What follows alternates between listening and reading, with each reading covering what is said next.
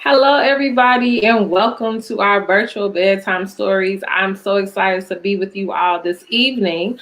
One, because we're going to read a story together that I have never read before, and so I love sharing books. We had a big book donation shipment this week, and this lovely book was in the collection. It is Preaching to the Chickens. It's a story of the young John Lewis. And so I'm so excited to read this book because I just totally admire John Lewis and his work and just the impact he had on the world. And I just love also the author and illustrator of these books. So I'm going to talk about the author along with the illustrator. I actually got the privilege of interviewing E.B.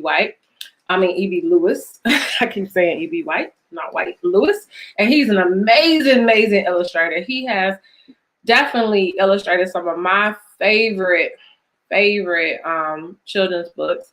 And Jabari Asim is an amazing children's writer as well. And so we're going to read their book entitled Preaching to the Chickens.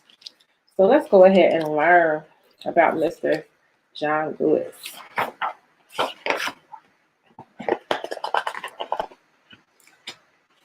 So I'll read the dedication first. To the grand girls, Jenza and Amandla, J.A. To John Lewis and the soldiers who fought for civil rights, and to my adopted school, Plantersville Elementary School in South Carolina. That was a note from the illustrator, E.B. Lewis. So let's go ahead and read this book. Little John Lewis loved the spring. He loved it not only because it was a time when the whole planet came alive, but also because it was the season of the chicks. Winter was too cold to bring them safely into the world, and summer was too hot.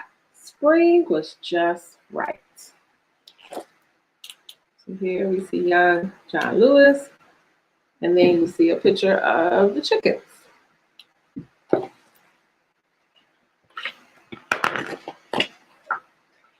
Everyone on the farm had work to do. Work and put your trust in God, John's mama liked to say. And God's going to take care of his children.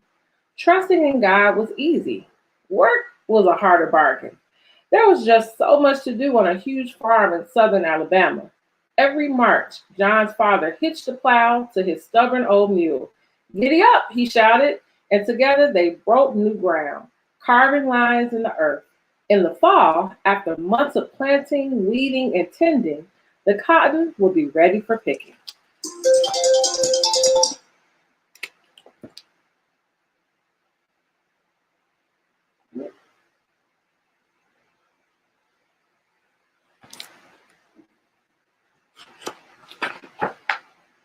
John's mother cooked the family meals from vegetables she grew, collards, tomatoes, sweet potatoes, and other goodies.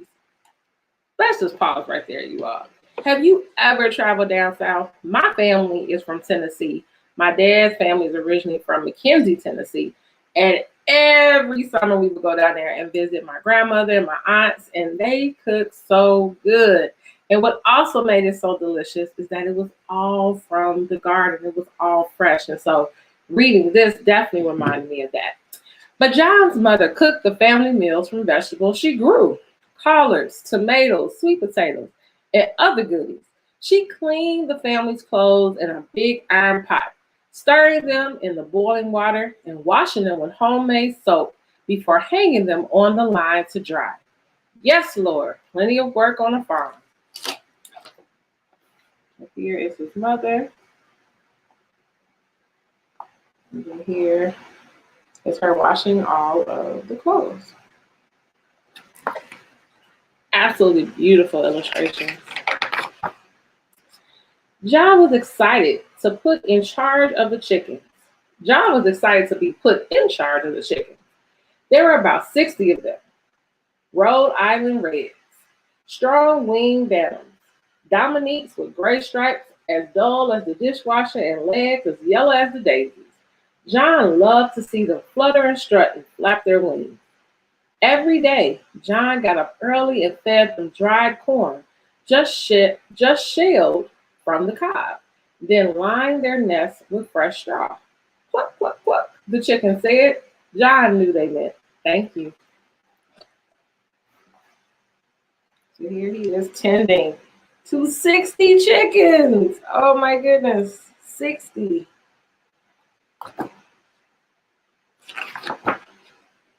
In a soft voice, John would say to them, enjoy this day that God has given us. The chickens, looking straight at him, seemed to understand.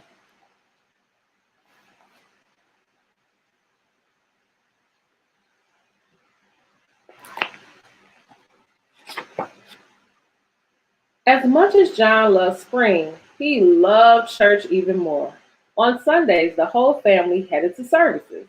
John and his brothers were dressed in slacks and crisp white shirts, his sisters in neat dresses. Outside the church, friends and relatives greeted each other with big smiles.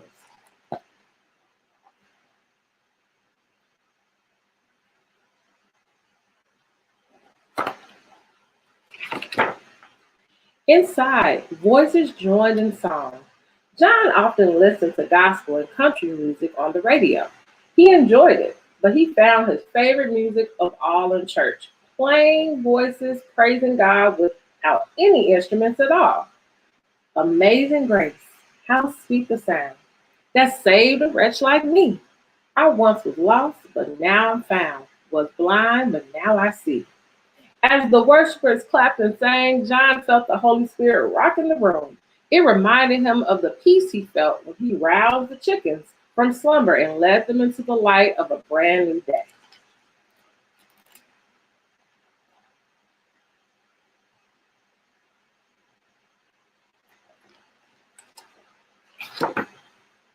Like the ministers he heard in church, John wanted to preach, so he gathered his chickens in the yard.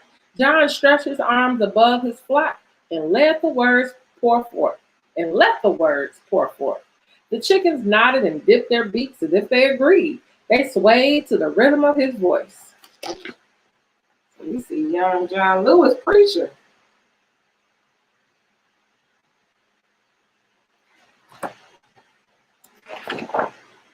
John's brothers and sisters couldn't tell one bird from another. John knew every one, and he had a line of verse for each of them. Blessed are the peacemakers, he'll say, when they fought over their morning meal. Blessed are those who hunger and thirst for righteousness, he would tell the hen who didn't want to share, for they will be satisfied.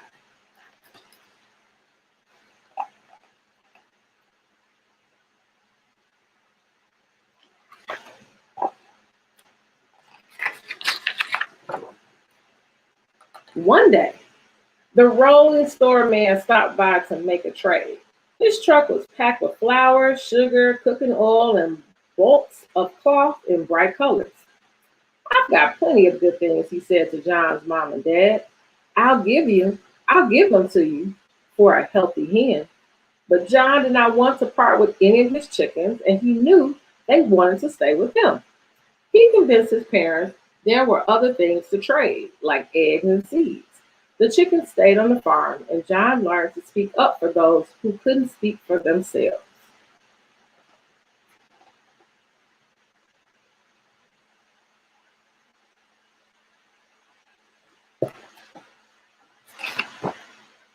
When the hen called Big Bell fell into the well and got stuck, John was determined to save her. He filled a basket with breadcrumbs, and when he lowered it down, she climbed in and was pulled to safety. God makes miracles every day, John preached. When you're down, he lifts you up, Sister Big Bell. I believe you know what I mean. Cluck, cluck, cluck, Big Bell replied. John knew she meant amen.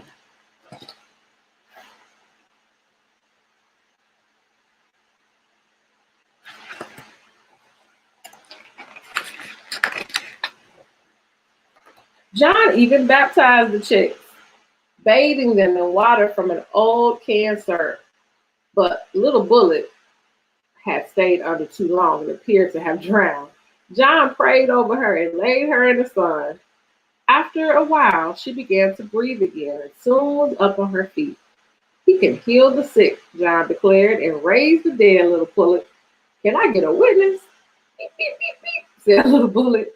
John knew she meant amen. He was baptizing the chicks, y'all. Held it down a little too long.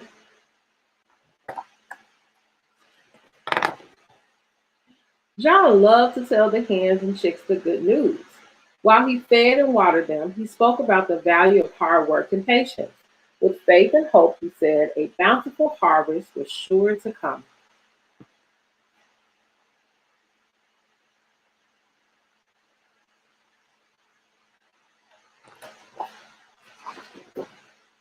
John's hen house sermons became so regular that his brothers and sisters took to calling him preacher. He didn't mind. He knew that someday he'll speak before thousands. He hoped that his words would stir people's souls and move them into action. For now, though, he had his own church right here among the pine trees and the rolling hills of southern Alabama. Morning would find him in his usual place, preaching to the chickens.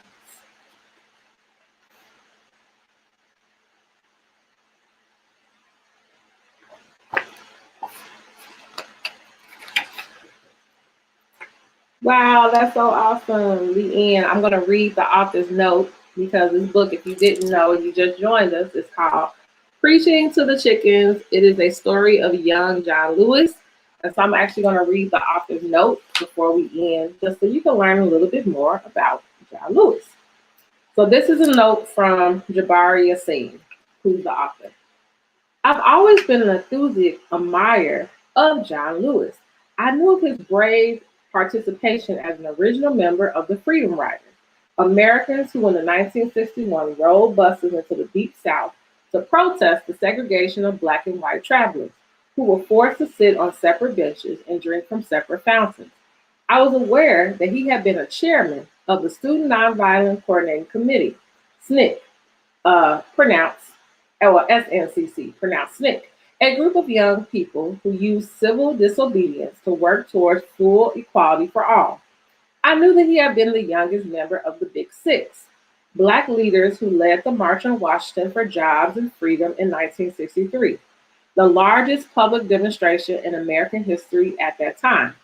I knew that in 1965, he stood with Reverend Hosea Williams at the front of the line when troopers attacked unarmed demonstrators on the Edmund Pettus Bridge in Selma, Alabama.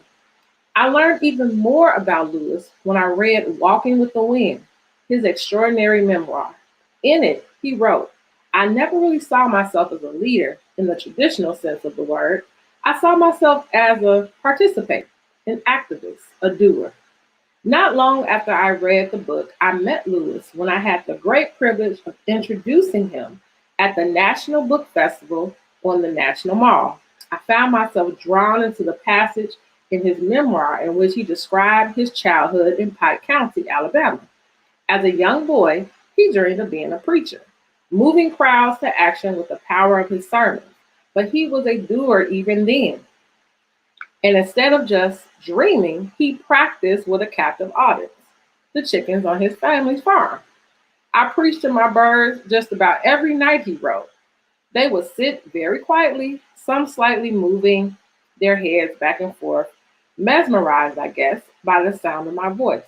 I could imagine that they were my congregation, and me, I was a preacher. I relied on Lewis's recollections when fashioning this story, especially his memories of Little Pullet in Big Bell. I hope readers will find the resulting tale as mesmerizing as those chickens found young John Lewis long ago. So, you all, that is our bedtime story for tonight. Preaching to the Chickens, a story about John Lewis. One thing I can say that I love about this book is that it showed that John Lewis saw how he was meant for purpose, right? And he used his experiences as a child to help him as he became older. So him preaching and him gathering the chickens and allowing them to see the importance of working together, and that, just really being able to work as a team and being able to stand up, right? He stood up for the hen. When the hen couldn't speak for herself, he stood up for her and made sure she wasn't sold. And so again, this book is really, really, really great because it shows that even as a child, he exhibited those things as far as being a leader and really caring about others. And so if you don't have this book, add it to your home library. That is Bedtime Stories for tonight. Thank you for joining me. I love you all. Until next Monday, take care.